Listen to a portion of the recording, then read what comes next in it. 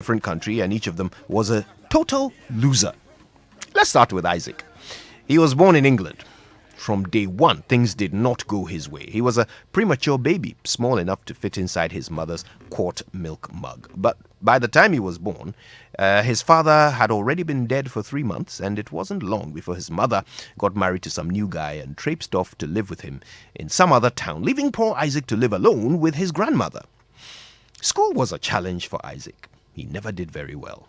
On top of that, he was bullied mercilessly because of his rather small size.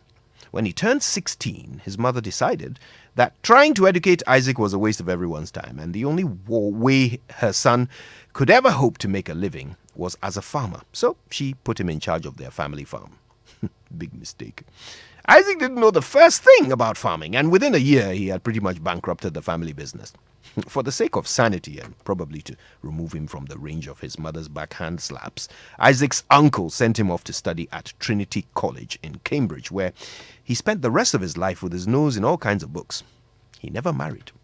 All in all, what you might call a loser. Vincent was born in the Netherlands, and he didn't start life all that spectacularly either. His parents didn't even bother finding him a name. They simply recycled the name they had chosen for his stillborn brother.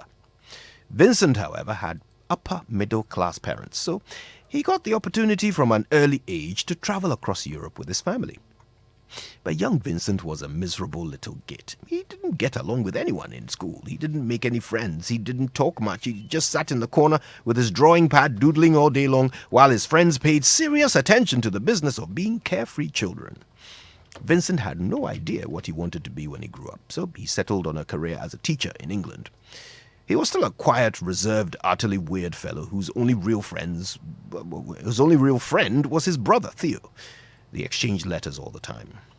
All through his life, Vin was a lonely, frustrated person with no real dreams or aspirations.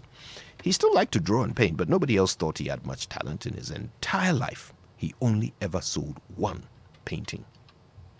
It soon became clear that Vincent's quiet spells and mood swings were symptoms of some sort of mental imbalance, when, for reasons best known to himself, he shot himself in the chest with a revolver.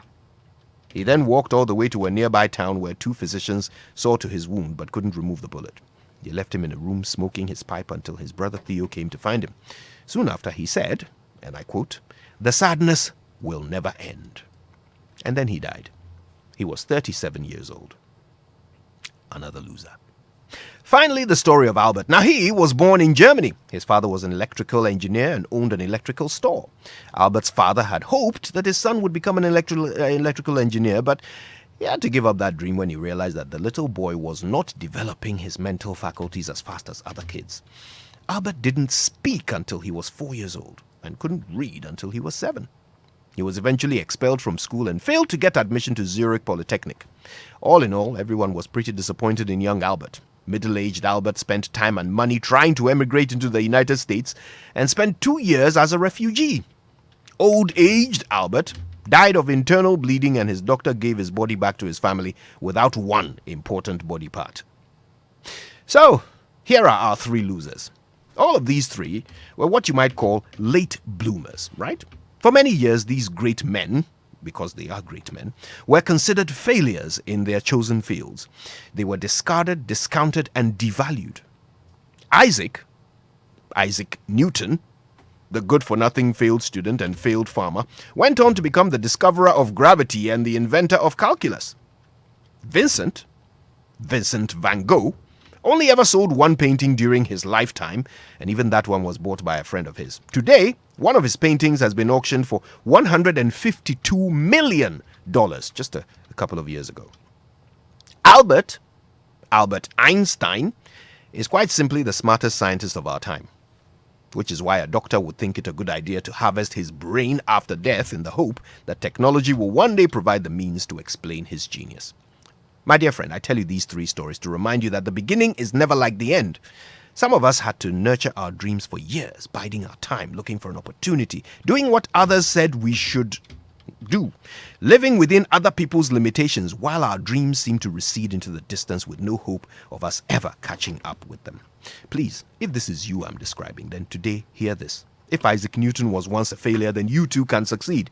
If Van Gogh was a madman, then don't worry when they call your dreams crazy. If Albert Einstein started off as a retarded child, then seriously, what excuse do you have?